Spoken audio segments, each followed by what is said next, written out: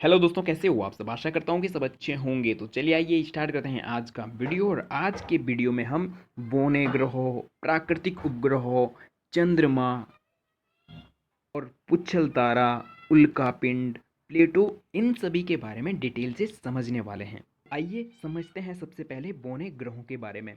ऐसे ग्रह जो आकार, द्रव्यमान, गुरुत्वाकर्षण बल एवं अपने परिभ्रमण चक्र में अंतर्राष्ट्रीय खगोलीय संघ द्वारा 2006 में निर्धारित ग्रहों की परिभाषा से भिन्नता रखते हुए उन्हें बौने ग्रहों की श्रेणी में रखा जाता है। और तो आइए समझते हैं वर्तमान में बौने ग्रह कौन कौन से हैं। सेरेस, प्लूटो, एरिस, ओमिया, मैकमैक आदि को वर्तमान में बौने ग्रह माना जाता है।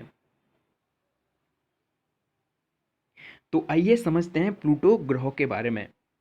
2006 से पहले तक प्लूटो को भी सौर मंडल का 9वां एवं सबसे छोटा ग्रह माना जाता था। वर्ष 2006 में प्राग में हुए अंतर्राष्ट्रीय खगोलीय संघ के सम्मेलन में ग्रहों की निर्धारित नई परिभाषाओं के आधार पर प्लूटो से ग्रहों का दर्जा छीना गया।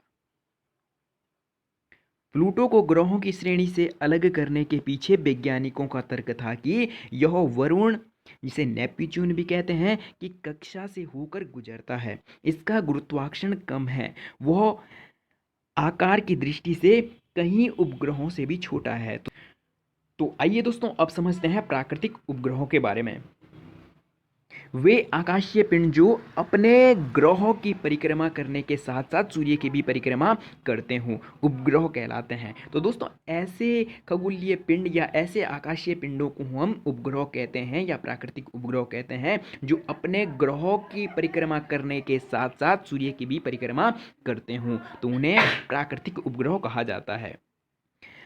और अगला बिंदु है दोस्तों, ग्रहों की भांति इनमें भी अपनी चमक प्रकाश नहीं होती है। तो दोस्तों, जिस प्रकार से ग्रहों के पास अपना प्रकाश या चमक नहीं होती है, तो उसी प्रकार से प्राकृतिक उपग्रहों के पास भी अपनी चमक या प्रकाश नहीं होता है। अतः ये सूर्य के ही प्रकाश से प्रकाशित होते हैं।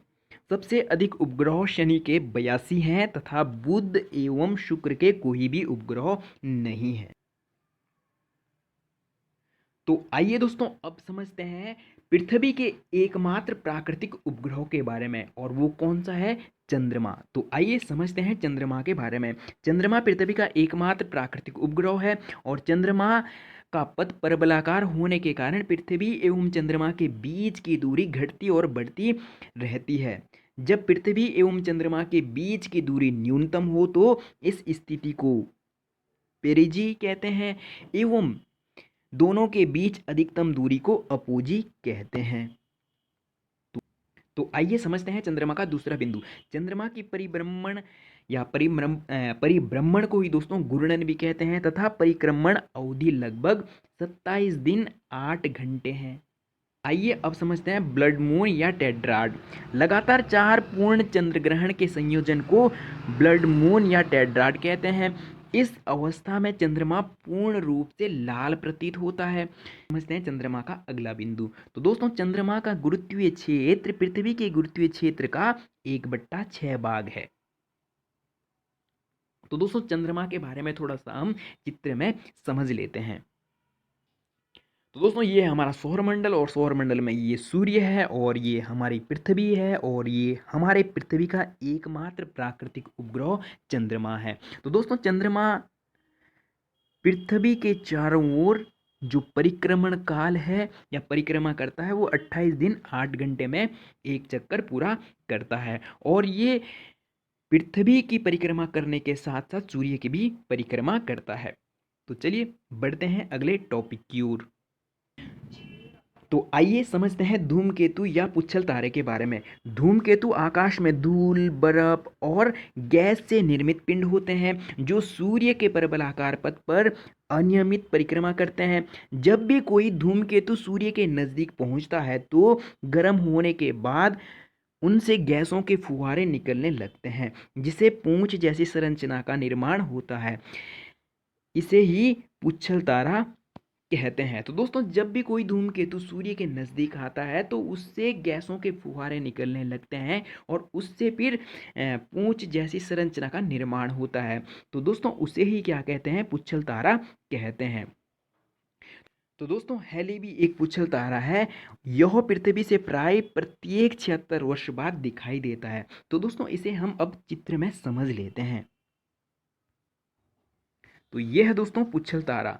जब ये सूर्य के नज़दीक आता है तो सूर्य के गर्मी के कारण इससे गैसों के फुहारे निकलने लगते हैं, जिससे पूंछ जैसी संरचना का निर्माण होता है।